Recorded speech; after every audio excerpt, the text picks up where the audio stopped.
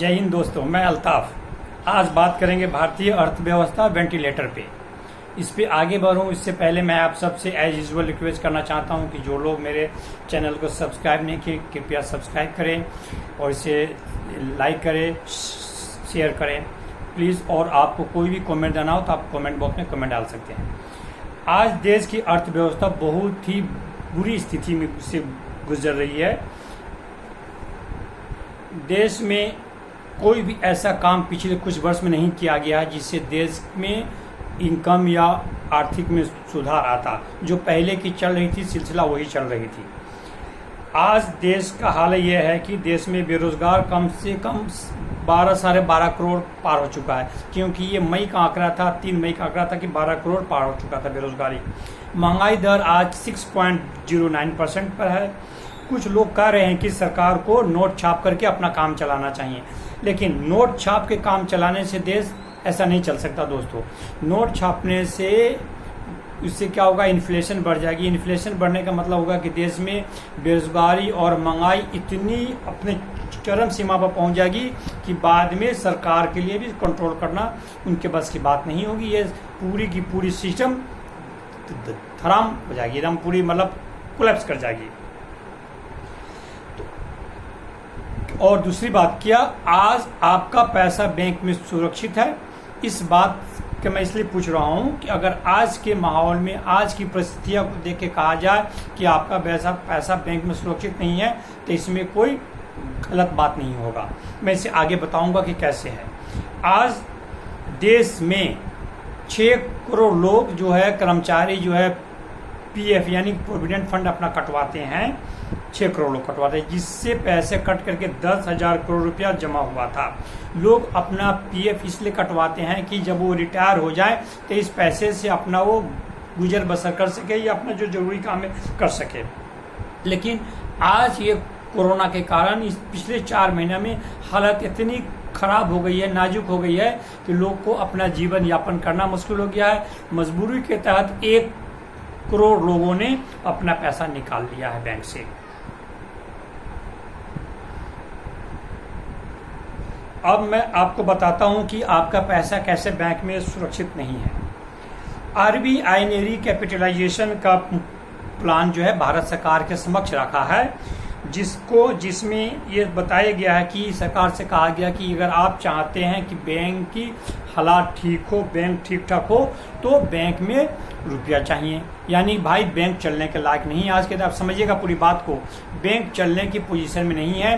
Bank को चलाना है सही ढंग से तो बैंक में रुपया पंप कीजिए, बाहर से रुपया डालिए तो बैंक चलेगा। ऐसा क्यों हुआ?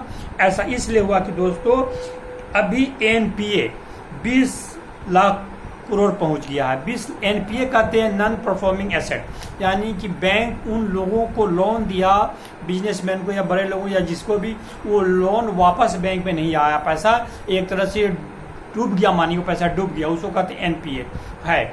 और उम्मीद किया जाता है कि 2020 के अंत तक ये 30 लाख करोड़ रुपया हो जाएगा। अब आप सोच सकते हैं कि कितनी बड़ी है बैंक। अब इतनी बड़ी रुपया जब हो जाएगा गड़बड़ बैंक है तो बैंक कहाँ से चलेगी? और इसमें वो पैसा नहीं शामिल है जिसमें इंडस्ट्रियलिस्ट को माफ कर दिया गया है।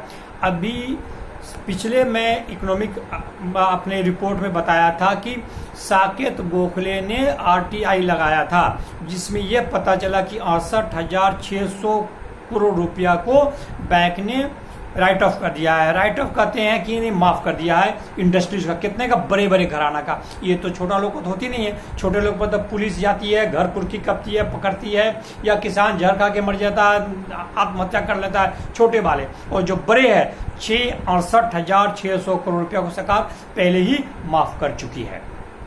जो इसमें एनपीए में शामिल नहीं है, वो जो 30 लाख करोड़ होने वाला है इस साल के एंड तक, वो इसमें शामिल नहीं है, ये एक्स्ट्रा है। इसके बारे में राहुल गांधी हमेशा सवाल उठाते थे कि आपने फला कुछ मतलब इंडस्ट्रीज का नाम लेते थे, मैं यहाँ पर नाम नहीं लेना चाहूँगा, वो उसको आपने माफ़ कर दिया है। तो ये सरकार जो है, सरकार और उसकी जो कर्मचारी या उनके जो मिनिस्टर लोग हैं, इनको पप्पू है, ये सबक नहीं आता, इनको कुछ नहीं आता, ये लल्लू है, टप्पू है करके उसका मजाक उड़ाया करते थे। और ये सारी खबर आपको गोदी मीडिया कभी नहीं दिखाएगी। या भक्त मीडिया कभी नहीं दिखाएगी। वो तो छला हुआ, शब्द का छला हुआ इस बात को ऐसे प्रेजेंट करेगी कि कुछ हुआ ही नहीं है। उनके यहाँ जाओ तो खाली आपको हरे हरे इंडिया शाइनिंग वाला जो 2004 में जो अटल जी के टाइम में जो इंडिया शाइनिंग का जो लगा था नारा, उस टाइप के नारा आपको दिखाएंगे कि सब चीज़ हरा हरा एकदम बिल्कुल खुश है। लेकिन ये मोदी मीडिया आपको नहीं दिखाएगी, जो हाल है ये राइट ऑफ कर दिया गया है।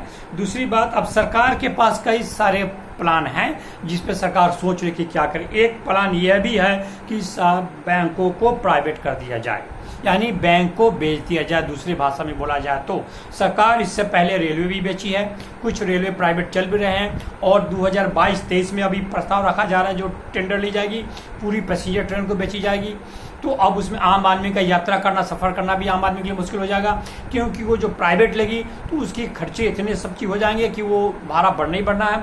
ये है सरकार बेच रही। सरकार ने पिछले 6 साल में एक भी ऐसा उद्यम इंडस्ट्री नहीं लगाया जिसमें लोग को नौकरी मिले, सर्जन मिले।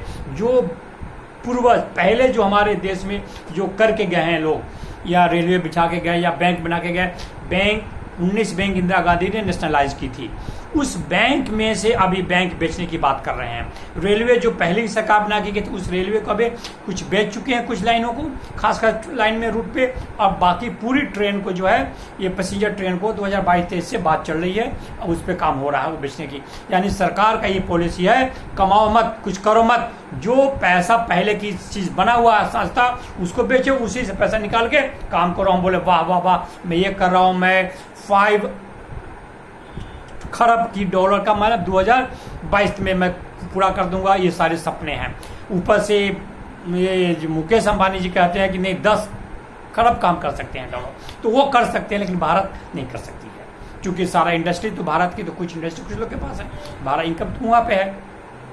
तो ये जो है, तो अब उस बैंक को बेचने मतलब बेचने की बात चल रही है। जिसमें कौन कौन बैंक के बेचने की बात चल रही है? Bank of India, central bank of India and Indian overseas bank को पूरी तरह से बेचने की बात चल रही है, एक प्लान। दूसरा प्लान है, या जिन बैंकों का शेयर भारत सरकार के पास 55-51% से ज़्यादा है, उन बैंकों का शेयर बेच के जो आर्थिक प्रॉब्लम आ रही है उसको मेंटेन किया जाए। अब इसमें कौन कौन बैंक बेचने में आ रही है? उसमें आ रही है सबसे बड़ा बैंक भारत का जो SBI है, उसके बाद है बैंक ऑफ बड़ौदा है, बैंक ऑफ बड़ौदा है, कैनरा बैंक है, पंजाब नेशनल बैंक है PNB, यूनियन बैंक है एंड बैंक ऑफ इंडिया है। ये 6 बैंक को सरकार बेचने की बात चल रही है। अब इसमें बैंक ऑफ बड़ौदा के पास 71.6% शेयर सरकार की है, 56.92% जो है SBI का शेयर है, कैनरा बैंक का 55% है, PNB का 83.19 है, यूनियन बैंक भी 89.07 है, और बैंक ऑफ इंडिया का 89.1% ये शेयर है। अब इनमें से शेयर को 51% रख करके, क्योंकि उसकी डिसीजन सरकार के हाथ में रहे, बाकी को बेचने की बात चल रही। अब इसको बेचने से क्या मिलेगा, क्या फायदा होगा? तो इन बैंकों का अगर शेयर बेचती है सरकार, तो सरकार को बैठी बैठाए बिना मेहनत किए हुए, पहले जो बाप दादा ने जो बना के गए थे उनको बेच करके उसे वो 9,000 करोड़ रुपया इकट्ठा करेंगे।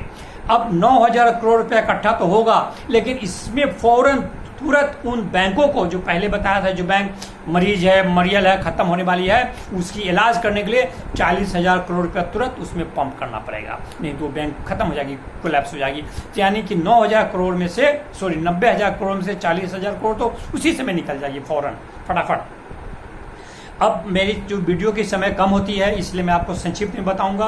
दूसरी चीज़ है, भारत में 3 इंश्योरेंस कंपनियां हैं जो हेल्थ को छोड़कर बाकी इंश्योरेंस करते हैं। एक ओरिएंट इंश्योरेंस कंपनी है, दूसरा है नेशनल इंश्योरेंस कंपनी, तीसरा यूनाइटेड इंडियन इंश्योरेंस कंपनी है। इन तीनों कंपनियों के बारे में 2018 के बजट में सरकार ने कहा था कि ये कंपनी घाटे पर चले, इसको मर्जर कर दिया जाएगा। लेकिन अब सरकार कहती है कि नहीं, मर्जर करने से काम नहीं चलेगा, इनमें रुपया पंप करना पड़ेगा, बाहर से सरकार को रुपया डालेगी तब ये कंपनी चलेगी। अब उसमें रुपया करना डाला जाएगा 3,475 करोड़ रुपया उसमें डालने की बात हो रही है, तभी चलेगी, नहीं तो मर जाएगी। दूसरी बात बता रहा हूं आपको, एक और संक्षिप्त शॉर्ट में, बजट में ये अनुमान आकलन किया गया था कि इस अभी जो प्रेजेंट बजट चल रही है इसमें पूरे साल में 7,96,000 करोड़ रुपया का घाटा हमारा बजट होगा, ये अनुमान लगाया गया था। लेकिन पिछले 3 महीनों में, यानी अप्रैल से बजट स्टार्ट होती है, पिछले 3 महीने में 6,62,000 रुपया तो घाटा हो चुका। अब बचा कितना? अब 7,96,000 में से 6,62,000 खत्म हो चुका। अब मुश्किल से बचा, अब सोच लीजिए कितना बचा, 7 लाख में 6 लाख हो गए, 1 लाख कुछ बचा, 32,000 के करीब बचा। इतना रुपया घाटा। अब ये भी साल आते तो भी और पार कर जाएगी, यानी कि सरकार की अपनी जो बजट बनाई थी वो बजट भी फेल हो गई। इसके अलावा शॉर्ट में आपको और कुछ बताता हूँ, चूंकि हमारी वीडियो के समय कम है। 3,312 कंपनियां ने सरकार के इंसॉल्वेंसी एंड बैंकरप्सी बोर्ड में दरखास्त दिया था लॉकडाउन से पहले कि हमारी कंपनी दिवालिया हो गई है, अब हम कर चुकाने के लायक नहीं, किसी में हमारी कंपनी को बेच दिया जाए।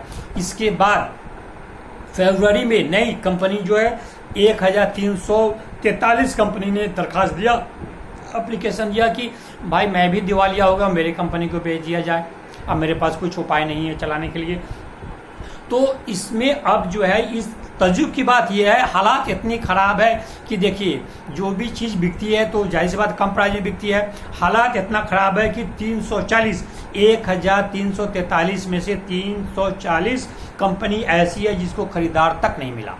अब आप इस बात से अंदाज़ा लगा सकते हैं देश की आर्थिक पोजीशन कहाँ पे है। अगर कहा जाए कि आज भारतीय आर्थिक पोजीशन जो है, इकोनॉमी जो है वेंटिलेटर पे है, तो बिल्कुल सही है, इसमें कोई दो मत नहीं है। और सरकार के पास इसका इलाज सिर्फ एक ही है, जो हमारे पहले खंड बना हुआ है पूर्वजों का, उसको बेचो, उससे पैसा निकाल के कुछ यहाँ दो, कुछ वहाँ दो, कुछ उसको पंप करो, इसको पंप करो, अन्यथा उनके पास कोई दूसरा स्कीम नहीं है। आज के लिए इतना ही। जय हिंद।